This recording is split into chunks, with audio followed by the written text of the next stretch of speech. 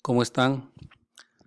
Nuevamente soy el profesor Adrián Malma Medina y en esta oportunidad vamos a hablar sobre las cualidades que debe tener todo profesional de la salud.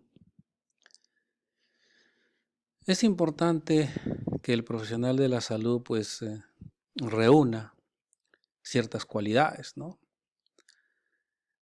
Cuando nosotros elaboramos la historia clínica, cuando nosotros registramos los datos en la historia clínica, y fundamentalmente cuando nosotros iniciamos la anamnesis. Recordemos nosotros que la historia nos lleva directamente al diagnóstico, ¿no? O nos lo va a facilitar enormemente. Este registro de datos, este recojo de datos, pues nos ayuda a ganar la confianza del enfermo, por lo que facilita la relación odontólogo-enfermo y el tratamiento. En la primera fase se deja hablar al enfermo, al paciente, y una vez que éste se haya explayado, pues empieza la segunda fase, ¿no? Donde de manera cautelosa, paulatina, tomamos nosotros la dirección, la orientación de la anamnesis. Y durante todo este proceso debemos percibir la sensación que tiene el enfermo de su enfermedad, sacar los aspectos oscuros o no relatados de la enfermedad, obtener datos precisos y no condicionar las respuestas del paciente. Y entonces en todo este ejercicio siempre nosotros debemos situarnos cerca del paciente, respetando su espacio personal, procurar dirigirnos a él de frente para tener contacto visual, identificarnos, nuestro cargo, la institución, los objetivos, tratar al paciente de usted, al menos en primera instancia. Inspirar confianza es fundamental. Y justamente ahí va dirigido el ejercicio y la muestra de ciertas cualidades que todo odontólogo debe tener, ¿no? Dirigido, orientado justamente a inspirar confianza en el paciente. Averiguar lo que le pasa y sus circunstancias, preservando en todo momento su intimidad, su privacidad. Hay que contarle lo que vamos a hacer en cada momento, decirle de qué manera o cómo vamos a ayudarle. Entonces, en este ejercicio es importante mencionar qué cualidades debe de tener el odontólogo.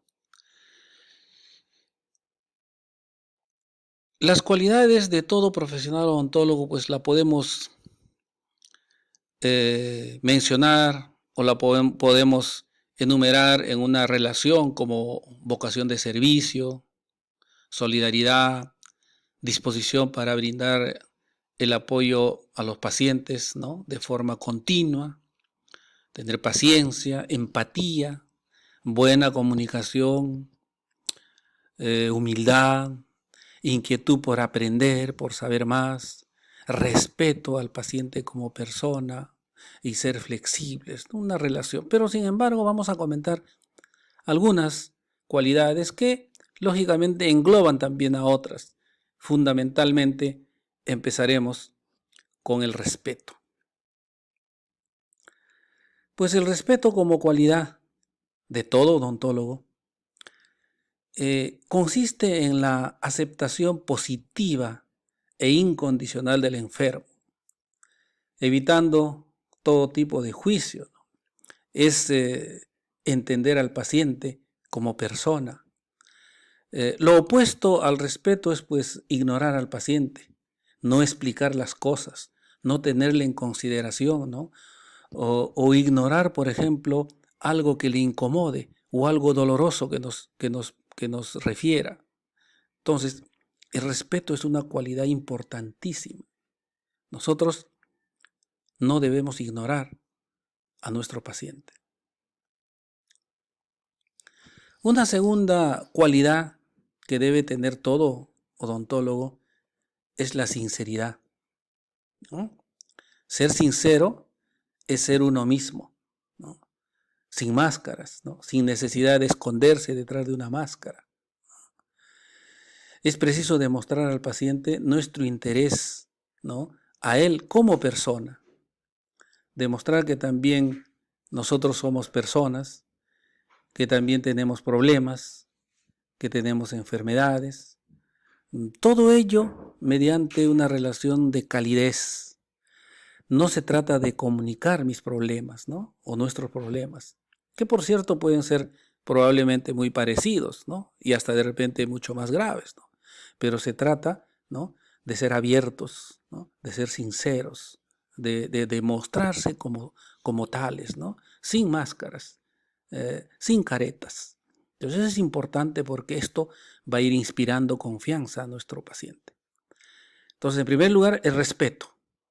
La sinceridad, pues van a abonar, ¿no? Ese momento para que el paciente comience a tener confianza en nosotros. Otra de las cualidades que debe tener el odontólogo es la empatía. La empatía es la aptitud de escuchar, ¿no? Y responder a un paciente, es decir, conectarse con el paciente, ¿no? Es el nivel de comprensión, es ponerse en el lugar del otro, ¿no?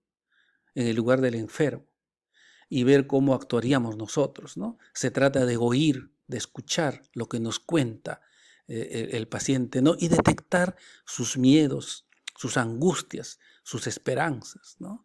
Para dar una respuesta a lo que nos está hablando. Entonces, la empatía es ponernos en el lugar del enfermo, ¿no? Para poder sensibilizarnos nosotros y, lógicamente, de esa manera también poder inspirar confianza en nuestro paciente. Otra de las cualidades que debe tener todo odontólogo es la concreción, que significa de que nosotros debemos de ser concretos, no divagar en cosas superficiales, ir al problema que nos compete, ¿no? Claro, eso no quiere decir que nosotros despreciemos toda la información que puede darnos el paciente. Muchas veces el paciente puede ampliar, ¿no? Puede explayarse, ¿no? Eso no quiere decir que nosotros eso lo despreciemos, ¿no? Pero ir a lo concreto, no divagar, ¿no? No divagar. Los pacientes se dan cuenta. Cuando comenzamos a divagar, cuando comenzamos a, eh, digamos, informarnos de cosas superfluas, ¿no? E interesarnos de cosas superfluas, pues el paciente poco a poco va a ir seguramente perdiendo la confianza, ¿no? Entonces, una cualidad es que nosotros debemos de ser concretos, ¿no? Ir al problema, ¿no? Específicamente. Otra de las cualidades es la preparación. Nosotros tenemos que prepararnos, ¿no? Prepararnos académicamente, ¿no? Estar continuamente actualizándonos. Eso es la preparación. La preparación no termina, ¿no?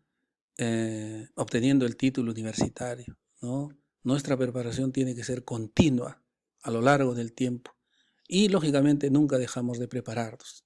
Pero no solamente prepararnos nosotros, ¿no? En el conocimiento, en el manejo del paciente, en las nuevas técnicas, en la nueva información, en las investigaciones, no. Sino también es imprescindible, ¿no? Que nos preparemos en el lugar donde nosotros vamos a atender a nuestro paciente, ¿no? El lugar para que el paciente se sienta cómodo, ¿no? Un lugar que sea agradable, iluminado, que tenga un color, digamos, tranquilo, que le permita al paciente estar lógicamente no solamente cómodo, ¿no? Sino seguro. Eso es importante. Hasta inclusive la vestimenta, ¿no? La vestimenta tiene que ser una vestimenta adecuada, ¿no? Debemos de nosotros cuidar nuestra presentación. Entonces, esa es una cualidad, ¿no? La preparación.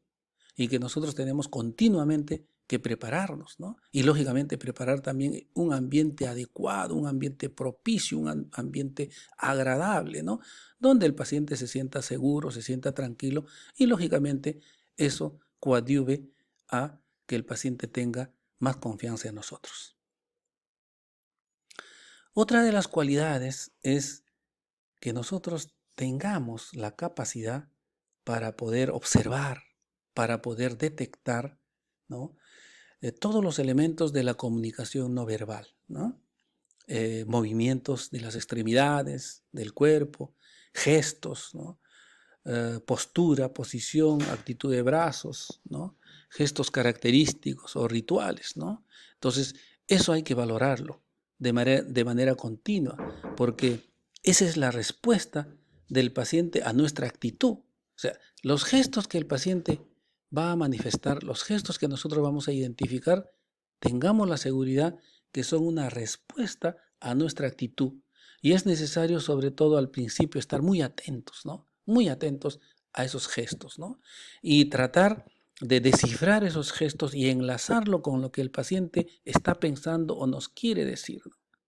Entonces eso es importante, ¿no? Tener esa cualidad de poder percibir, ¿no? La comunicación no verbal. Eso significa que nosotros tenemos que estar atentos, por eso siempre atentos, ¿no? En lo que el paciente hace o dice. Otra de las cualidades es el manejo del tiempo, ¿no? Lógicamente que nosotros no debemos tener prisa, ni nosotros ni el enfermo. En caso contrario, si nosotros hemos de repente perdido el tiempo en algo, en una actividad previa, ¿no? Y que de repente se nos acorta el tiempo para atender a un paciente, pues es mejor posponer la entrevista, es mejor postergar la entrevista.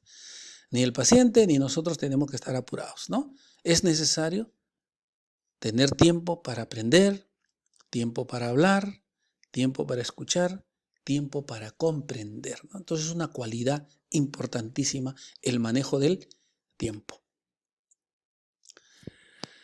Muy bien, esas son las referencias bibliográficas. Y como siempre, gracias por compartir y estaremos hasta una próxima oportunidad.